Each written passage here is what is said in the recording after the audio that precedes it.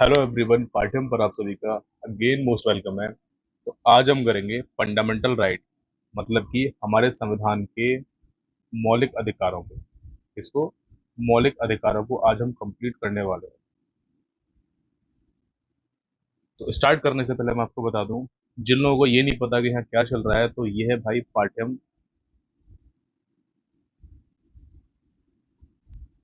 पाठ्यम और यहाँ पर किसी भी एसएससी, रेलवे, कोई भी बैंकिंग सेक्टर का एग्जाम है, कोई भी वनडे एग्जाम की अगर आप तैयारी कर रहे हैं, तो वहां पर स्टूडेंट का सबसे बड़ा जो सर दर्द है वो है हमारा जीएस या जीके। ठीक है, उसका फुल टॉप सॉल्यूशन यहाँ चल रहा है, जिसमें कि हमारा पहला जो स्लॉट है, फर्स्ट स्लॉट कह लीजिए या फर्स्ट स्टार्ट कह लीजिए हमारा, वो है पॉलिटी, जिसमें कि कंप्लीट पॉलिटी हम A to Z, A to Z, beginner to advance हम कराने वाले हैं। ठीक है, इसको कंप्लीट करने के बाद आपका अगर कोई भी वनडे का एग्जाम है और उसके क्वेश्चन अगर आप लगाते हैं, तो यकीन मानिए 5 में से 3 से 4 क्वेश्चन आप आसानी से बना पाएंगे। और अगर थोड़ा सा आपने सेल्फ स्टडी कर लिया, तो हो सकता है 5 आउट ऑफ 5 आप करा दें, मतलब 5 में से 5 आप प्रश्न सही कर लें। ठीक, तो यहाँ पॉलिटी चल रही है, और पॉलिटी में जो आज का टॉपिक रहने वाला है वो टॉपिक है फंडामेंटल राइट, हमारे मूल अधिकार, मौलिक अधिकारों के बारे में। तो सबसे पहले आपको समझ में आना चाहिए ये है क्या मौलिक अधिकार। और हाँ, आपको कुछ भी नोट करने की जरूरत नहीं है, आप डायरेक्टली नोट कर सकते हैं, नोट करने की कोई भी जरूरत नहीं है। आप डायरेक्टली, आपको पीडीएफ मिल जाएगा, सेशन के लास्ट में एक क्यूआर कोड दे रखा है, उसको स्कैन करने के बाद आप डायरेक्टली टेलीग्राम चैनल पर जुड़ जाएंगे और वहां से आपको इसका पीडीएफ मिल जाएगा। तो हम कहाँ थे? फंडामेंटल राइट, हमारे मौलिक अधिकार या मूल अधिकार हम जिन्हें कहते हैं। ठीक है, सबसे पहले ये जान लीजिए होते क्या है।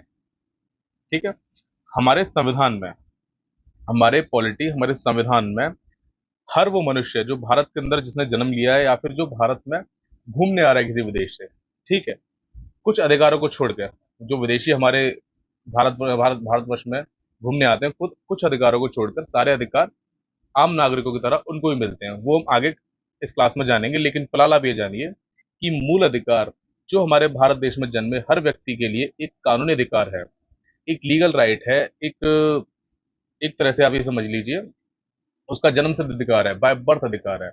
भारत वर्ष के अंदर अगर वो जैसे ही व्यक्ति का जन्म होता है, तो उसको ये अधिकार स्वतः ही मिल जाते हैं। इसको पाने के लिए किसी भी कोर्ट,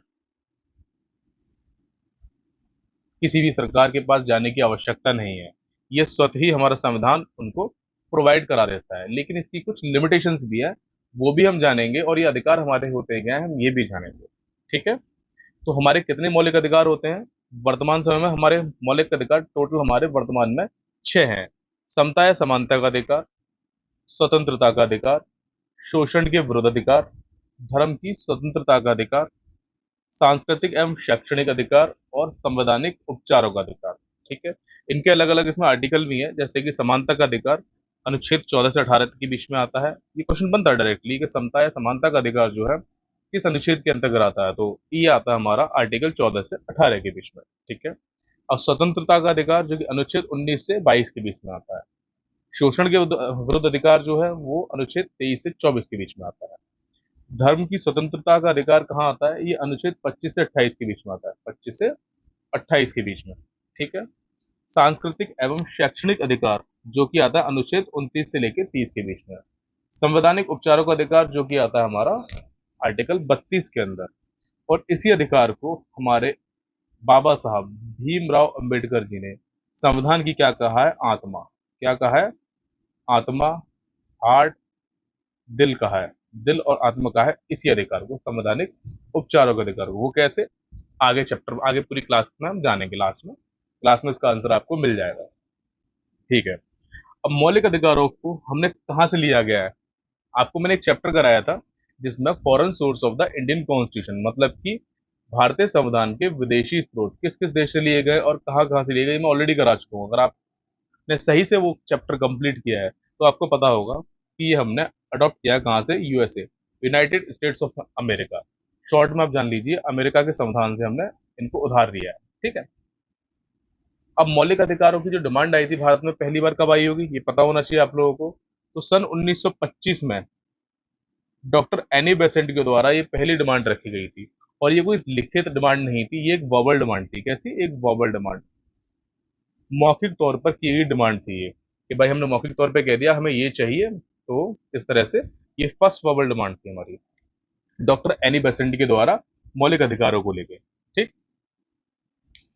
अब मौलिक अधिकारों को लेके पहली लिखित डिमांड, मतलब पहली लिखित जो डिमांड आई थी वो सन 1928 में मोतीलाल नेहरू के द्वारा नेहरू रिपोर्ट में पेश की गई थी। कब पेश की गई थी?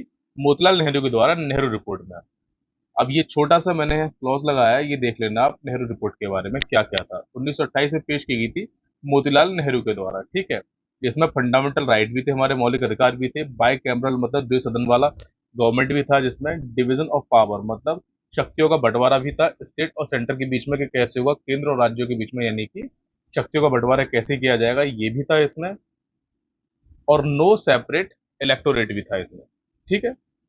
अब एक क्वेश्चन बन सकता है आपसे कि 1931 में जो कांग्रेस का सेशन हुआ था वो कहाँ कंप्लीट हुआ था, या फिर ये क्वेश्चन बन सकता है कि कराची का अधिवेशन, कराची में जो अधिवेशन हुआ था, वो सेशन हुआ था कांग्रेस का, वो किस सन में हुआ था? तो 1931 में हुआ था, ठीक है। तो और किसने अटेंड किया था? ये सरदार वल्लभ भाई पटेल ने किया था। किसने? सरदार वल्लभ भाई पटेल, हमारे लौह पुरुष, हमारे लौह पुरुष ने अटेंड किया था। और इसी सेशन के टाइम पर सरदार वल्लभ भाई पटेल ने मौलिक अधिकारों की मांग की थी, मतलब कि 1931 के कांग्रेस के कराची अधिवेशन में मौलिक अधिकारों की मांग जो की गई थी वो किसके द्वारा की गई थी? वो की गई थी सरदार वल्लभ भाई पटेल के द्वारा की गई थी, ठीक है। कार फंडामेंटल राइट, ठीक है, भारतीय संविधान के भाग 3 के अंतर्गत अनुच्छेद 12 से अनुच्छेद 35 के बीच आते हैं, ठीक है। अगर आपसे पूछ लिया जाए कि भारतीय संविधान में मैग्ना कार्टा किसे कहा जाए, तो किसे कहा जाता है, तो हम बताएंगे कि मौलिक अधिकारों को ही, भारतीय संविधान में मौलिक अधिकारों को ही मैग्ना कार्टा कहा जाता है। और डायरेक्टली ये क्वेश्चन भी बन सकता है आपके किसी भी एग्जाम में, ठीक है। अब ये अधिकार क्या करते हैं? ये अधिकार हमारे जो नागरिकों के सर्वांगीण विकास और उनकी स्वतंत्रता स्वतंत्रता की रक्षा के लिए राज्य के खिलाफ गारंटी प्रदान करते हैं। मतलब कि किसी भी स्टेट, कोई भी स्टेट अगर किसी व्यक्ति के लिए मौलिक अधिकारों का हनन करता है, तो उसके खिलाफ ये गारंटी प्रदान करते हैं कि भाई आपके मौलिक अधिकारों को हनन नहीं किया जाएगा, आप हाई कोर्ट जा सकते हैं इनके खिलाफ अगर आपके अधिकारों का शोषण हो रहा है तो, ठीक है। अब हमारे संविधान में, मूल संविधान जो था हमारा, उसमें कितने मौलिक अधिकार थे? उसमें 7 मौलिक अधिकार थे टोटल, ठीक है। लेकिन वर्तमान समय में कितने मौलिक अधिकार हैं? तो वर्तमान समय में 6 मौलिक अधिकार हैं। अब संपत्ति का अधिकार जो था एक, मतलब जमीन रखने का जो अधिकार था, पहले मूल अधिकार के अंतर्गत आता था, लेकिन अब इसको 44वें संविधान संशोधन के जरिए 1978 द्वारा हटाकर अनुच्छेद 301 के तहत कानूनी अधिकार मतलब लीगल राइट में डाल दिया गया है। कहाँ डाल दिया गया है? लीगल राइट में। ये कानूनी अधिकार नहीं है, ये लीगल राइट है, के तहत कानूनी अधिकार है, ना कि मौलिक अधिकार है, ठीक है। ये आप डिफरेंस है, ये ध्यान रखना। और ये किसके अंतर्गत आता था हमारा संपत्ति का अधिकार? ये आर्टिकल 31 के अंतर्गत आता था, ठीक है। अब भारतीय संविधान के भाग 3 अनुच्छेद 12 से 35 में वर्तमान में नागरिकों को 6 मौलिक अधिकार कौन कौन से हैं, ठीक है। सबसे पहला है समता या समानता का अधिकार, जो कि अनुच्छेद 14 से 18 तक आता है। दूसरा हो जाएगा स्वतंत्रता का अधिकार, जो कि अनुच्छेद 19 से 22 तक आता है। तीसरा हो जाएगा शोषण के विरुद्ध अधिकार, जो कि अनुच्छेद 23 से अनुच्छेद 24 तक आता है। चौथा हो जाएगा धर्म की स्वतंत्रता का अधिकार, जो कि अनुच्छेद 25 से अनुच्छेद 28 तक आता है, ठीक है, अनुच्छेद 28 तक। पांचवा हो जाएगा संस्कृति और शिक्षा संबंधी अधिकार, जो कि अनुच्छेद 29 से अनुच्छेद 30 तक आता है, ठीक है। छठवां हो जाएगा संवैधानिक उपचारों का अधिकार, जो कि अनुच्छेद 32 के अंतर्गत आता है, ठीक है। अब सबसे पहले अनुच्छेद 12 और 13 देखेंगे हम, आर्टिकल 12 और आर्टिकल 13, क्योंकि इसमें कहीं भी आर्टिकल 12 और 13 की बात नहीं कर रहा है इन अधिकारों में, तो लेकिन मौलिक अधिकार अनुच्छेद 12 से 35 तक आते हैं। तो अनुच्छेद 12 में क्या आता है? अनुच्छेद 12 में राज्य की परिभाषा। यहाँ राज्य से मतलब है हमारा स्टेट, मतलब पूरे भारतवर्ष की बात हो रही है, ठीक है। राज्य का मतलब पूरे भारतवर्ष है, ठीक है। राज्य शब्द, स्टेट शब्द को परिभाषित किया गया है। इसके तहत केंद्र सरकार, संसद, राज्य सरकारें, विधानमंडल और सभी स्थानीय प्राधिकरण जैसे नगर पालिका, पंचायत, एलआईसी, ओएनजीसी आदि आते हैं। इन्हीं निकायों के खिलाफ मौलिक अधिकार लागू होते हैं, ठीक है। इन्हीं निकायों के खिलाफ मौलिक अधिकार लागू होते हैं। अब साधारण भाषा में आप अगर समझना चाहें तो definition of, definition fundamental right, आप एक तरह से ये समझ लीजिए, definition of fundamental right article 12 के अंतर्गत आता है। अब इसी प्रकार से अनुच्छेद 13 मौलिक अधिकारों से असंगत कानून, ठीक है, मौलिक अधिकारों से असंगत कानून, यह अनुच्छेद न्यायिक समीक्षा जुडिशियल रिव्यू की शक्ति देता है। इसके अनुसार यदि संसद या कोई राज्य विधानमंडल ऐसा कानून बनाता है जो मौलिक अधिकारों को छीनता है या कम करता है, तो सुप्रीम कोर्ट या हाई कोर्ट, तो सुप्रीम कोर्ट या हाई कोर्ट उस कानून को अवैध, शून्य घोषित कर सकती है। ठीक है, अब इसको समझने की कोशिश करते हैं। आर्टिकल 13 के अकॉर्डिंग अगर संसद के द्वारा कोई भी ऐसा कानून बनाया जाता है या किसी राज्य विधानमंडल के द्वारा ऐसा कोई कानून बनाया जाता है, मतलब कि संसद अगर ऐसा कोई कानून बनाती है या फिर राज्य सरकार, जो राज्य सरकार होती है, जैसे कि सेंटर में तो सब पार्लियामेंट चलता है हमारा, लेकिन अलग अलग राज्यों में विधानमंडल चलता है, समझ रहे हैं ना आप।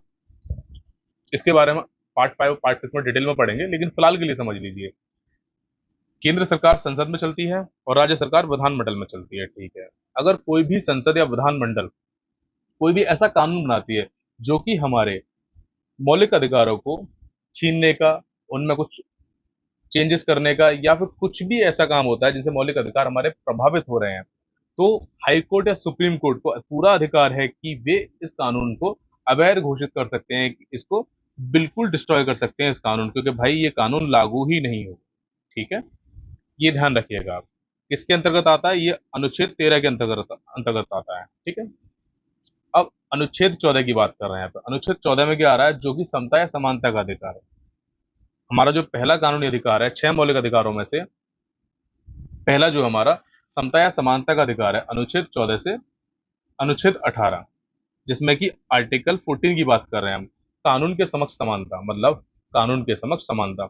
अगर इसका मतलब आप इस साधारण शब्दों में ये समझिए कि अगर आप चाहे किसी भी बड़े पॉलिटिशियन के बेटे हैं या किसी आप राजनेता के बेटे हैं या फिर किसी प्रधानमंत्री राष्ट्रपति के बेटे हैं या खुद ही प्रधानमंत्री क्यों ना हो, आप कानून के समक्ष वही वैल्यू रखते हैं जो कि एक आम नागरिक, एक साधारण व्यक्ति रखता है। इसका मतलब ये है। ठीक है, और आसान शब्दों में समझिए, जैसे कि मान लीजिए एक रिक्शा वाला है।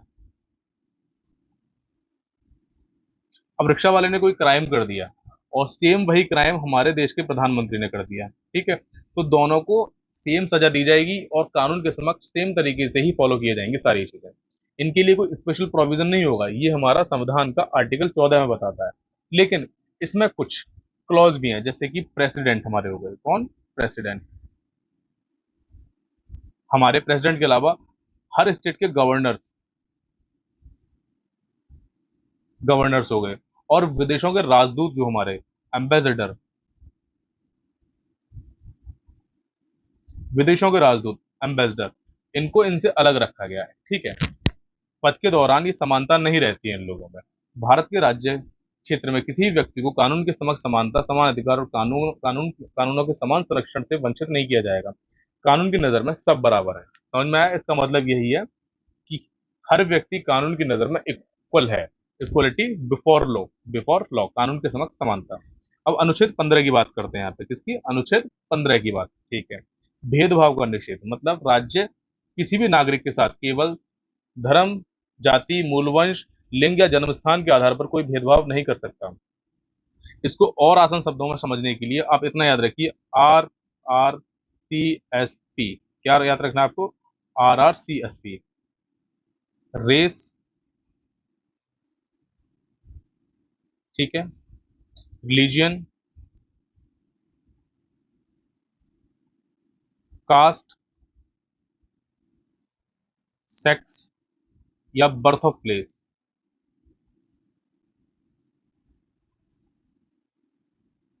अर्थात किसी भी व्यक्ति की, मतलब नस्ल कैसी है, उसका धर्म क्या है, उसकी जाति क्या है, उसका लिंग क्या है, मतलब वो मेल है, फीमेल है या कुछ और है, या उसका जन्म भारत के किसी भी क्षेत्र में हुआ है, इस आधार पर भेदभाव नहीं किया जा सकता है।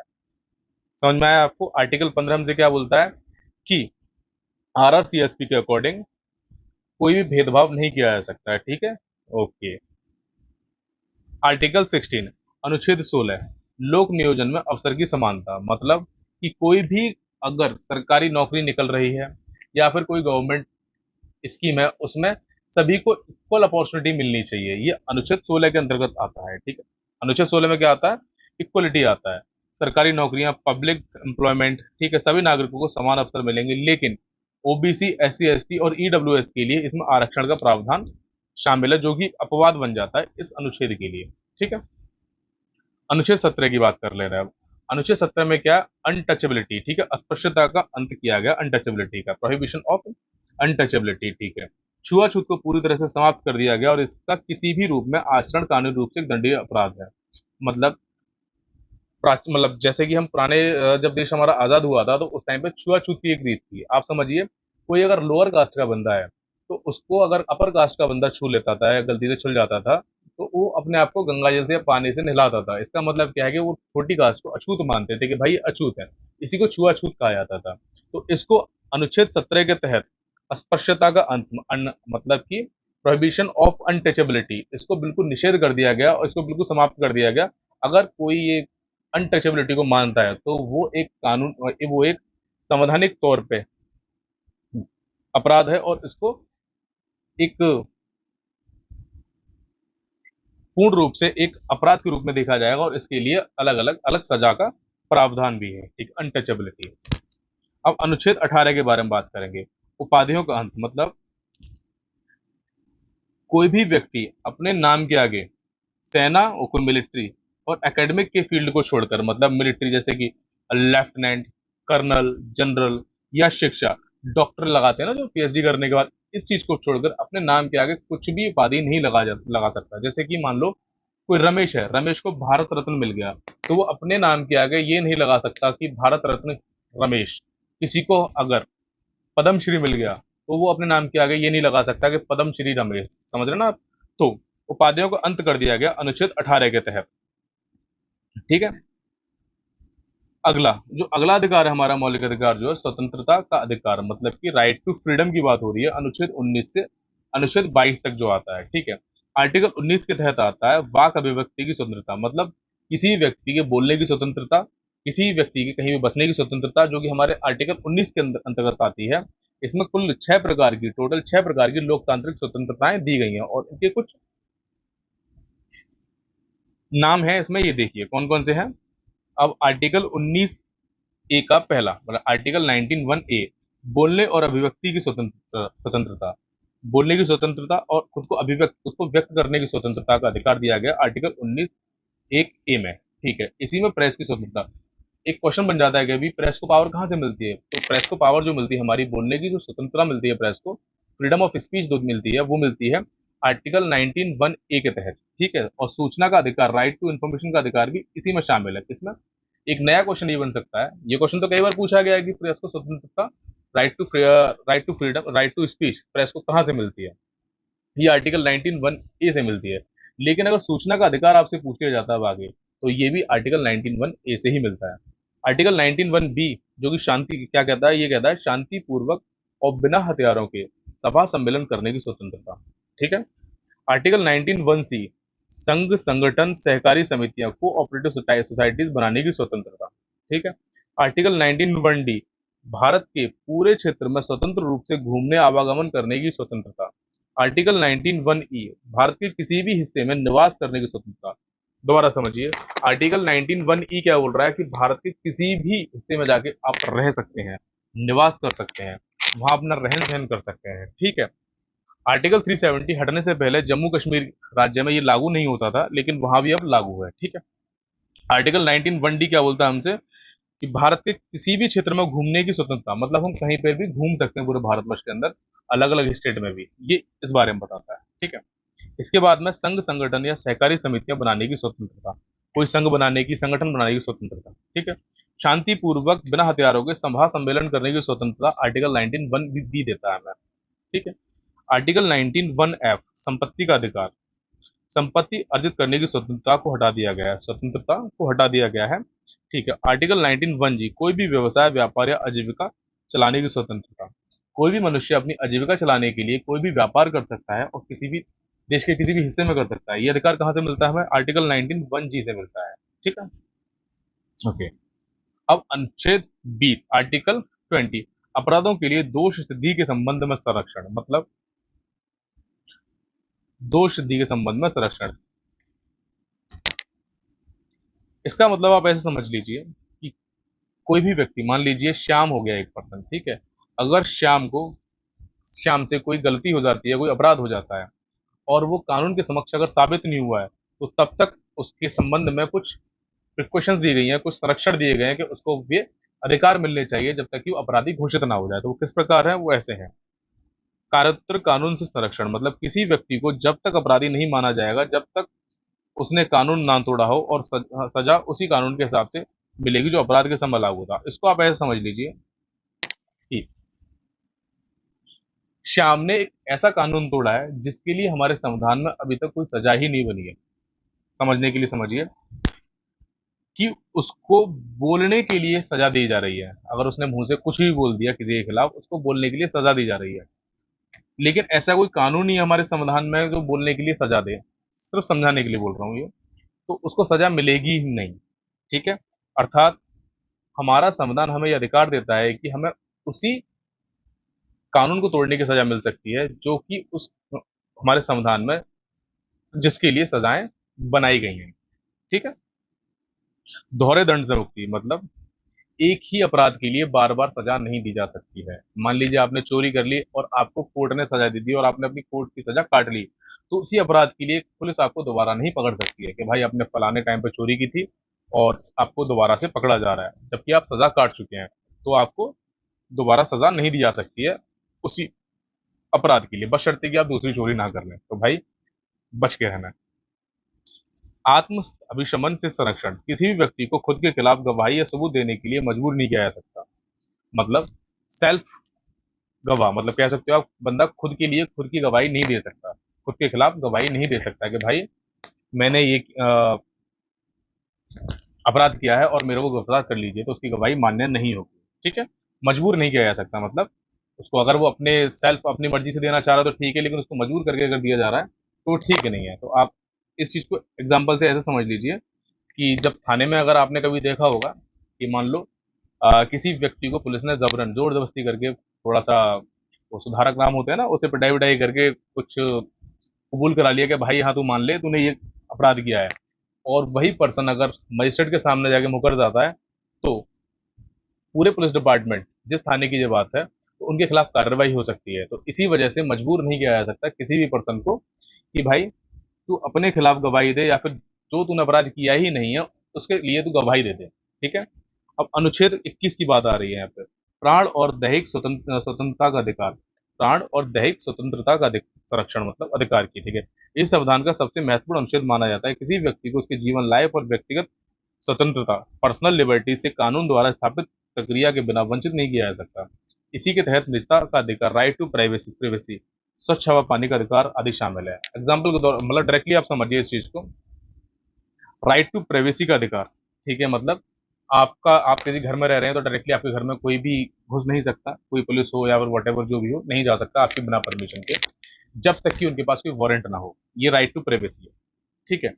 आपकी लाइफ के बारे में बात हो रही है कि आपकी जिंदगी को कोई खत्म नहीं कर सकता। आपकी लाइफ ड्यूरेबिलिटी की बात हो रही है यहाँ पे, पर्सनल लिबर्टी की बात हो रही है, आपकी व्यक्तिगत स्वतंत्रता की बात हो रही है, और आपकी जिंदगी के बारे में बात हो रही है। तो ये अधिकार कहाँ से मिलता है? हमें अनुच्छेद 21 के अंतर्गत आता है, आर्टिकल 21 में। आर्टिकल 21A में जो आता है हमारे पास, शिक्षा का अधिकार आता है। ये पहले नहीं था, लेकिन 86 में संविधान संशोधन 2002 के द्वारा इसको जोड़ा गया। इसके तहत राज्य के इसके तहत राज्य, हमारा जो कोई भी स्टेट, पर्टिकुलर स्टेट की बात नहीं हो रही है, भारत में हमारे इंडिया में टोटल 28 स्टेट हैं और 8 यूटीज हैं। तो वहां पर 6 से 14 साल तक के बच्चों के लिए, सभी बच्चों के लिए मुफ्त और अनिवार्य शिक्षा का प्रावधान किया गया है। ठीक है, इस अनुच्छेद के तहत। ठीक। अब अनुच्छेद 22, कुछ दशाओं में गिरफ्तारी और निरोध में संरक्षण मतलब अगर किसी व्यक्ति को गिरफ्तार किया जा रहा है तो उसके संबंध में भी हमारा कानून, हमारा संविधान हमें मौलिक अधिकार देता है एक, जिसका नाम है अनुच्छेद 22। ठीक है। गिरफ्तार किए गए व्यक्ति के लिए वो मिलते हैं। ठीक है। सबसे पहले अगर किसी व्यक्ति को गिरफ्तार किया जा रहा है तो उसे बताना अनिवार्य है कि भाई तुमको इस चीज के लिए अरेस्ट किया जा रहा है। ठीक है। अगर यह नहीं बताया जा रहा तो ये उसके मूल अधिकार का हनन है। ठीक है।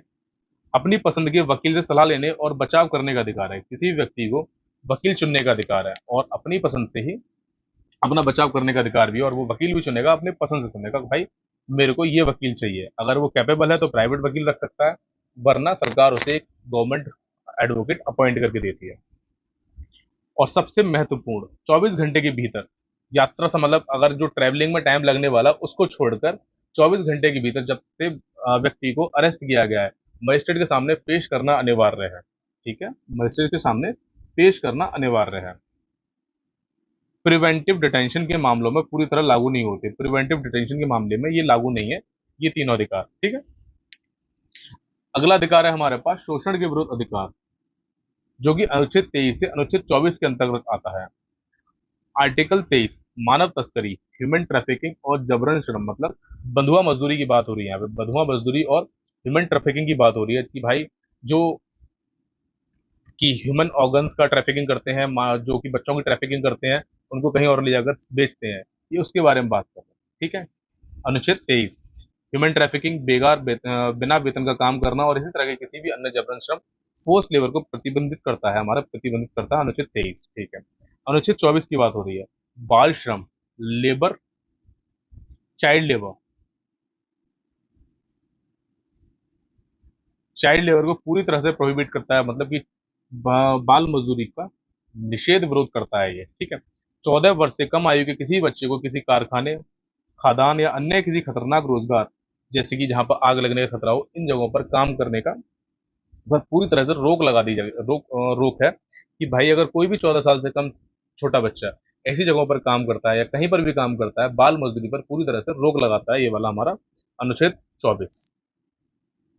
धर्म की स्वतंत्रता का अधिकार, अनुच्छेद 25 से अनुच्छेद 28 के बीच में आता है। धर्म मतलब राइट टू रिलीजियन। ठीक है, धर्म की स्वतंत्रता का अधिकार, अनुच्छेद 25 के अंतर्गत अंतःकरण की स्वतंत्रता आती है, मतलब कोई भी व्यक्ति किसी भी धर्म को मानने, उसका आचरण करने और उसका प्रचार प्रसार करने के लिए पूरी तरह स्वतंत्र है मतलब फ्री है। सिखों द्वारा कृपान धारण करना इसी के अंतर्गत आता है, लेकिन जो हमारी सिख कम्युनिटी है, उनको स्पेशल दिया गया है कि उसमें वो कृपाण धारण कर सकते हैं, और इसी आर्टिकल के तहत उनको भारत में यह अधिकार दिया गया है। अनुच्छेद 26 धार्मिक मामलों के प्रबंधन की स्वतंत्रता, धार्मिक संस्थाओं की स्थापना करने, उनके प्रबंधन करने और धार्मिक कार्यों के लिए चल अचल संपत्ति अर्जित करने का अधिकार। मतलब कि जितनी भी मंदिर में, मान लो कोई भी मंदिर है, कोई भी मदरसा है, वहां दान वगैरह आता है और उसको रन करने का अधिकार देता है। ये अधिकार धार्मिक संस्थान बनाने के लिए और जितना भी वो धार्मिक तौर पर उस धन का यूज यूज जो किया जा रहा है उसको यूज करने का अधिकार कौन देता है? आर्टिकल 26 देता है हमें। ठीक है, अब अनुच्छेद 27 की बात हो रही है हमारे पास, धार्मिक करों से मुक्ति, जो कि रिलीजियन इनकम, जितनी भी रिलीजियन इनकम होगी धार्मिक स्रोत से, किसी मंदिर से, मदरसे से या फिर किसी भी धार्मिक स्थल से, वो पूरी तरह से हमारे भारतवर्ष में टैक्स फ्री है। इस अनुच्छेद के तहत टैक्स फ्री, उस पर किसी प्रकार का टैक्स नहीं लगेगा। ठीक है, अनुच्छेद 28 धार्मिक शिक्षा में उपस्थिति से स्वतंत्रता, धार्मिक शिक्षा में अनुपस्थिति से स्वतंत्रता, पूरी तरह से सरकारी खर्चे पर चलने वाले किसी भी शैक्षणिक संस्थान में कोई धार्मिक शिक्षा नहीं दी जाएगी। अनुच्छेद 28, आप इसको इस तरह से समझिए कि किसी भी पर्टिकुलर रिलीजन की जो एजुकेशन है वो नहीं दी जाएगी। किस अनुच्छेद के अंतर्गत आता है? ये अनुच्छेद 28 के अंतर्गत आता है, लेकिन इसमें अपवाद भी है एक। वो अपवाद है मदरसा। ठीक है, अनुच्छेद 29 संस्कृति और शिक्षा संबंधी अधिकार, आर्टिकल 29 और आर्टिकल 30 अल्पसंख्यकों के हितों का संरक्षण, माइनॉरिटीज के हितों का संरक्षण। ठीक है, भारत के किसी भी हिस्से में रहने वाले नागरिकों के किसी भी वर्ग को अपनी विशिष्ट भाषा, लिपि या संस्कृति को बनाए रखने और संरक्षित करने का पूरा अधिकार है। माइनॉरिटी की बात यहाँ पे एक तरह से आप ये समझ लीजिए, मुस्लिमों के बारे में बात हो रही है, जो माइनॉरिटी कहलाते हैं हमारे इंडिया के अंदर। ठीक है, और इन्हीं के लिए अपवाद दिया गया है, जो मदरसे का जो दिया गया अनुच्छेद 28 के अंतर्गत। ठीक है, ओके, तो 29 में माइनॉरिटी के हितों का संरक्षण दिया गया, मतलब उनके अधिकारों को और थोड़ा सा पावरफुल बनाया गया है इसमें, कि वो अपनी भाषा, लिपि और संस्कृति को बनाए रखने के लिए संरक्षित करने का पूरा अधिकार है उन्हें। इसीलिए यहाँ पे मदरसे वगैरह ये में अपनी रिलीजन शिक्षा दे सकते हैं, रिलीजन एजुकेशन दे सकते हैं। ठीक है, अनुच्छेद 30 शिक्षण संस्थाओं की स्थापना का अल्पसंख्यकों का अधिकार, सभी धार्मिक और भाषाई अल्पसंख्यकों को अपनी पसंद के शैक्षणिक संस्थान स्थापित करने और उन्हें संचालित करने का अधिकार है। ठीक है, मैंने बताया था ना मदरसे वाली कंडीशन, वही से। अनुच्छेद 31, इसे मूल रूप से संपत्ति का अधिकार, अधिग्रहण शामिल था, इसमें संपत्ति का अधिकार था इसमें, इसको हटा दिया गया, इसको हटाकर कहाँ डाल दिया गया, लीगल राइट में डाल दिया गया। कहाँ, लीगल राइट में 300A में। ठीक है, ये आपको डायरेक्टली याद रखना है। अब छठवें में आएगा हमारे पास, छठवां जो अधिकार है हमारा, संवैधानिक उपचारों का अधिकार, जो कि अनुच्छेद 32 के अंतर्गत आता है। अनुच्छेद 32, संवैधानिक उपचारों का अधिकार। Doctor B.R. अम्बेडकर ने इस अनुच्छेद को संविधान की आत्मा और हृदय कहा था। यदि किसी नागरिक के मौलिक अधिकारों का हनन होता है तो वह सीधे सर्वोच्च न्यायालय सुप्रीम कोर्ट जा सकता है। सुप्रीम कोर्ट अधिकारों को लागू करने के लिए 5 प्रकार की रिट जारी करता है। इसको ऐसे समझ लीजिए, अगर कोई किसी व्यक्ति के अधिकारों का हनन हो रहा है, मतलब उसके जो फंडामेंटल राइट है उनका वायलेशन हो रहा है, तो वो उनको लागू करवाने के लिए, अपने हनन के लिए या फिर कंप्लेंट करने के लिए सुप्रीम कोर्ट जा सकता है। और सुप्रीम कोर्ट 5 प्रकार की रिट्स जारी करता है। ठीक है, अब ये रिट्स कौन कौन सी है? एक है पहली बंदी प्रत्यक्षीकरण, हैबियस कॉर्पस। ठीक है, दूसरी हो जाएगी परमादेश, मैंडामोस। तीसरी हो जाएगी प्रोहिबिशन, निषेध, जिसे प्रतिषेध जो बोलते हैं, या निषेध। चौथी हो जाएगी उत्प्रेषण या सिशोरी बोलते हैं इसको हम। पांचवी हो जाएगी अधिकार परीक्षा, क्यों वारंट हो। ठीक है, तो पहली बंदी प्रत्यक्षीकरण, गिरफ्तार व्यक्ति को, इसको कब लागू होती है? गिरफ्तार व्यक्ति को कोर्ट के सामने पेश करने का आदेश। ठीक है। मैंडामोस परमादेश, किसी सरकारी अधिकारी को उसका कानूनी कर्तव्य निभाने का आदेश। अगर वो अपना कानूनी अगर वो अपने पद का दुरुपयोग कर रहा है तो उसके खिलाफ मैंडामोस के तहत कंप्लेंट की जा सकती है। प्रोहिबिशन, ऊपरी अदालत द्वारा निचली अदालत को अपने अधिकार क्षेत्र से बाहर काम करने से रोकना। अगर कोई लोअर कोर्ट, मान लीजिए कोई डिस्ट्रिक्ट कोर्ट अपने अधिकार क्षेत्र से अलग फैसला दे रहा है जो कि उसका अधिकार क्षेत्र में नहीं आ रहा है, तो हाई कोर्ट उसको समझा सकता है या फिर उसके फैसले को हटा सकता है। ठीक है, कि ये सही नहीं है और ये आपका अधिकार नहीं है। ठीक है। शिशोरी, निचली अदालत के केस को समीक्षा के लिए ऊपरी अदालत में मांगना। कोई भी हाई कोई भी लोअर कोर्ट के फैसले, कोई भी लोअर कोर्ट में अगर कोई केस चल रहा है तो अपर कोर्ट उसको अपने अंडर ले सकता है इसके अकॉर्डिंग। ठीक है, कोई वारंट हो, किसी अधिकार या वारंट से कोई व्यक्ति किसी सार्वजनिक पद पर बैठा है तो इसकी जांच करना। अगर मान लीजिए कोई व्यक्ति किसी गवर्नमेंट ऑफिशियल पोस्ट पर आ जाता है और उसकी जांच की जाए कि भाई ये राइट तरीके से, मतलब सही तरीके से इसने ये पोस्ट हासिल की है या नहीं, तो ये को वारंटी के अंदर आता है, अधिकार परीक्षा के अंदर। ठीक है। अनुच्छेद 226, आर्टिकल 32 के अकॉर्डिंग सुप्रीम कोर्ट रिट जारी करता है मौलिक अधिकारों के हनन के खिलाफ, लेकिन हाई कोर्ट भी रिट जारी कर सकता है, लेकिन किस अनुच्छेद के तहत? ये अनुच्छेद 226 के तहत। ठीक है, अनुच्छेद 226 के तहत, ये याद रखना है आपको। ठीक, अब इसके बाद में जो आर्टिकल 32 तक आपको सबने बताया होगा कि भाई अनुच्छेद आर्टिकल 12 टू 35 तक होते हैं, लेकिन आप 12 टू 32 ही पढ़ते हैं मोस्ट ऑफ। ठीक है, तो मोस्ट ऑफ टीचर यहीं तक पढ़ाते हैं, लेकिन आर्टिकल 33, 34 और 35 में क्या आता है? इसमें मार्शल लॉ वाले कानून आते हैं। ठीक है, जैसे कि अनुच्छेद 33, सशस्त्र बल और मौलिक अधिकार। यह संसद को यह शक्ति देता है कि वह सशस्त्र बलों, अर्धसैनिक बलों, पैरामिलिट्री पुलिस बलों और खुफिया एजेंसियों के सदस्यों के मौलिक अधिकारों पर उचित प्रतिबंध लगा सके, ताकि वे अपना कर्तव्य सही से निभा सकें और अनुशासन बना रहे। ठीक है। अनुच्छेद 34, मार्शल लॉ और मौलिक अधिकार।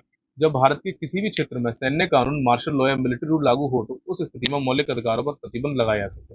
एग्जाम्पल के तौर पर आप समझिए, अनुच्छेद 34, अगर किसी विशेष क्षेत्र में या फिर किसी क्षेत्र को विशेष तौर पर दर्जा दिया जा रहा है और वहां पर मिलिट्री रूल या मार्शल लॉ लागू किया जाता है, तो वहां पर आपके ये फंडामेंटल राइट, मौलिक अधिकार को बिल्कुल प्रतिबंध कर दिया जाता है, वहां ये लागू नहीं होते हैं। एग्जाम्पल के तौर पर धारा 144 लगाए जाने पर, जैसे कि इलेक्शन के टाइम पर धारा 144 लगती है, चाहे वो स्टेट इलेक्शन हो, चाहे वो हमारा कोई भी सेंटर के इलेक्शन हो रहा है, तो धारा 144 लगा दी जाती है। तो वहां पर एक अधिकार है आपका आर्टिकल 19 कि आप सभा बना के इकट्ठा करने का अधिकार, ये आपसे छिन जाता है। अगर आपसे 3 या 4 लोगों से ज्यादा आप बहुत बड़ी सभा पर काम करना चाह रहे हो तो पुलिस आपको टोकेगी और हो सकता है अरेस्ट भी कर ले, क्योंकि वहां पर ये डर रहता है कि कोई दंगा ना हो जाए इलेक्शन का टाइम है। तो वहां भी ये कुछ ऐसे ही है मिलिट्री रूल के बारे में। ठीक है, मार्शल लॉ। अनुच्छेद 35, मौलिक अधिकारों के लिए कानून बनाना। केवल संसद को मौलिक अधिकारों को प्रभावी बनाने और उनके उल्लंघन के लिए दंड निर्धारित करने वाले कानून बनाने की शक्ति है। राज्य विधानमंडलों के पास यह शक्ति नहीं होती, ताकि पूरे देश में एकरूपता बनी रहे। जितने भी राज्य विधानमंडल है हमारे, 28 राज्य विधानमंडल है, 28 राज्यों में अलग अलग। ठीक है, तो उनके पास ये शक्ति नहीं है, लेकिन संसद के पास ही सिर्फ और सिर्फ ये शक्ति है। ठीक है, कि नोट पॉइंट करके 2 पॉइंट डाल लीजिए, ये ज़रूरी है। नेशनल इमरजेंसी मतलब राष्ट्रीय आपातकाल के समय अनुच्छेद 20 और अनुच्छेद 21 को छोड़कर सभी के सभी मौलिक अधिकार निरस्त कर दिए जाते हैं। ठीक है, अनुच्छेद 21 और अनुच्छेद 20 को छोड़कर। ठीक है, मतलब आर्टिकल 21 हमारा कौन सा वाला था? आर्टिकल 20 लाइफ प्राइवेसी वाला था, और आपकी जो जिंदगी है डेथ के बारे में था, लाइफ के बारे में था कि भाई आपको जीवन जीने का पूरा अधिकार है, उसके बारे में था, प्राइवेसी के बारे में। आर्टिकल 20 हमारा जो अरेस्ट के बारे में था। ठीक है, इसके बाद में अनुच्छेद 15, 16, 19, 29 और 30 को छोड़कर बाकी सारे मौलिक अधिकार, चाहे वो कोई विदेश से आ रहा हो, चाहे वो कोई हमारा भारतीय हो, सभी के लिए बराबर है। लेकिन आर्टिकल 15, 16, 19, 29 और 30 ये सिर्फ और सिर्फ किसको मिलते हैं? ये मिलते हैं हमारे सिर्फ भारतवासियों को, भारत के लोगों को। तो आर्टिकल 15 आरआरसीएसपी बताया था मैंने स्टार्टिंग में, आरआरसीएसपी भेदभाव, किसी के साथ भेदभाव नहीं किया जा सकता, सिर्फ इस बिहाफ पर कि वो किस नस्ल का है, किस जाति का है, उसका जन्म कहाँ हुआ है, इस प्रकार से। आर्टिकल 16, आर्टिकल 16 हमसे क्या बोल रहा है? इक्वल अपॉर्चुनिटी, इक्वल अपॉर्चुनिटी के बारे में बात करता है ये वाला article opportunity. Article 19 right to freedom, article 29 और 30 संस्कृति और शैक्षणिक अधिकार के बारे में बात करता है। ठीक है, तो ये था मौलिक अधिकारों से संबंधित संपूर्ण चैप्टर, पूरा कंप्लीट चैप्टर मौलिक अधिकारों को समर्पित। तो इसमें मैंने आपको टोटल हमारे जो कुल मौलिक अधिकार हैं कितने हैं? 6 हैं। कौन कौन से हैं? सबसे पहला हो जाएगा हमारे पास समता या समानता का अधिकार, दूसरा हो जाएगा स्वतंत्रता का अधिकार, तीसरा हो जाएगा शोषण के विरुद्ध अधिकार, चौथा हो जाएगा धर्म की स्वतंत्रता का अधिकार, संस्कृति और शिक्षा का संबंधी अधिकार और संवैधानिक उपचारों का अधिकार। ये सारे अधिकार और इनके अलग अलग आर्टिकल्स के बारे में बताया। ये सेशन आपको कैसा लगा? आप कमेंट सेक्शन में बताना। ठीक लगा तो दोस्तों को शेयर करना, और ज़्यादा ठीक लगा तो पीडीएफ डाउनलोड करके भाई रिवाइज कर लेना एक बार, एक या दो बार, फिर आपको ज़रूरत नहीं पड़ेगी। और सबसे बड़ी बात, हिंदी स्टूडेंट, जो हिंदी वाले स्टूडेंट होते हैं, उनका इशू रहता है कि भाई कहीं एक जगह डाटा लिखा हुआ मिल जाए।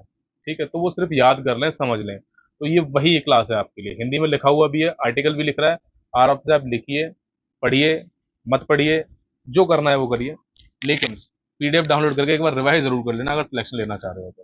ठीक है भाई, तो ये शॉर्ट फॉर्म में, अगर किसी को इतनी लंबी कहानी नहीं देखनी है तो सिर्फ इतना देख लेना। समानता का अधिकार में कौन कौन से आर्टिकल, कहाँ से कहाँ तक आर्टिकल है, स्वतंत्रता का अधिकार में कितने आर्टिकल है, ये सारी चीजें। ठीक है, तो भाई ये रहा क्यूआर कोड, इसको स्कैन करना, टेलीग्राम चैनल आप ज्वाइन कर लोगे यहाँ से, और वहीं से आपको इसकी पीडीएफ मिल जाएगी। डाउनलोड करना, सेव करके मत रखना, उसको एक दो बार रिवाइज करना, क्लास देखना फिर रिवाइज करना। तो आज के लिए इतना ही, मिलते हैं आपसे अगली वीडियो में। किसके साथ मिलेंगे? अगले चैप्टर कौन सा आपका, अगर एक्स्ट्रा पढ़ के आना हो तो अगला चैप्टर कौन सा? ये था फंडामेंटल राइट। अगला हो जाएगा हमारा डीपीएसपी। कौन सा? डीपीएसपी, राज्य के नीति निर्देशक सिद्धांत या नीति निर्देशक तत्व जिन्हें कहते हैं। ठीक है, चलिए आज के लिए धन्यवाद, थैंक यू, मिलते हैं आप अगली वीडियो में।